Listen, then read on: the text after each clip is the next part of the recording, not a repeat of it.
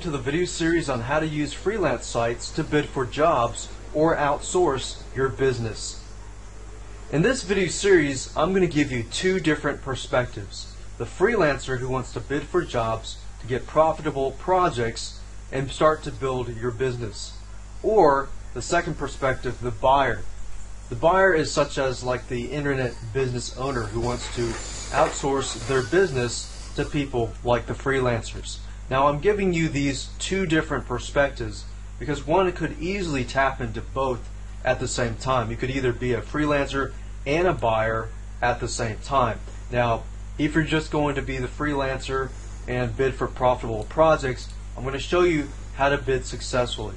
And if you're just wanting to outsource your business, you can use the second part of the video series to learn how to find honest and hardworking freelancers and how to avoid being scammed. Let me show you an overview of what I'll be talking about in this video series. Of course, in this specific video is video 1. I'll be showing you the two different perspectives and I'll be giving you an overview of the two and how it can be profitable. In video 2, I'll talk about popular sites that bring in freelancers and buyers together, such as elance.com, viewer.com, scriptlance.com, rentacoder.com, and Digital Point forums.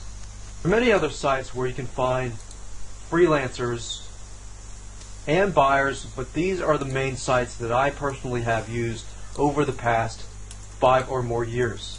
All of these sites are good at different things. For example, rentacoder.com, it's better to find coders there and writers. Scriptlance.com, it's easier to find coders, but not necessarily so as far as writers go.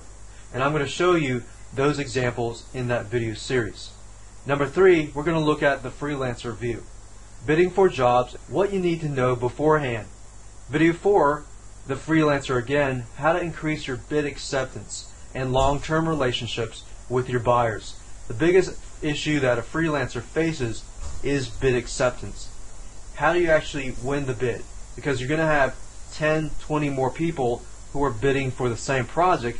How do you stand out between all those other people? Video 5, the buyer view. How to save time and outsource your business projects. And video 6, the most important one for the buyer, is hiring freelancers. How to spot honest and hardworking people. And the legal issues. And how to avoid being scammed and cheated by the dishonest people. Red flags that you need to watch out for. I, as a person who have used these sites, as a buyer, have been cheated and scammed many times. But now I know how to minimize those factors and how to find honest and hardworking people. Let me give you a quick overview of two different perspectives, the freelancer and the buyer. You can either tap into one of these, the freelancer or the buyer, or you can tap into both, the freelancer and the buyer. And doing both is actually profitable, just because you can be the freelancer, but you can also be the buyer. Let's say, for example, you're running a design company, and you start out as the freelancer. You're the designer, and work begins to come in, and you've got too much work to do. You can begin to find other designers who have skills such as yours and outsource to them. So even though you're getting the commission and you're getting the buyers that are coming to you, you can outsource part of your business. And I know several people that are doing that. You're a programmer, a writer, article writer, any type of business, you could either tap into both. With that said, let me begin to talk about the freelancer perspective. Whether you have never been a freelancer before or you have done some work, there are a few things that you need to make sure that you have before you begin to bid on any project. I'll talk more about that in video 3. Let's take a quick example. Right now I'm at scriptlance.com, and you'll notice that we have bids. The bids are from the freelancers who are bidding on the project. And if we take, for example, this project here, a bug fix, apparently somebody is having a bug fix, so they need somebody to fix the bug. What they'll have done is they'll list the job types. And if you're a good programmer, you can do PHP and MySQL, then you can begin to bid on the project.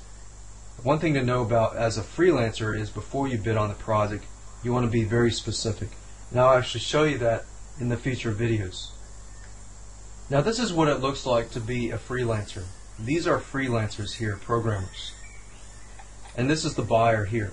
The buyer is listing a description, and I'll show you as a buyer, if you want, later on, how to make a good description so that you get people who are actually bidding on your project and know what they're bidding on.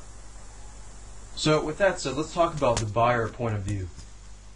As a buyer, you need to be very careful because you can get scammed.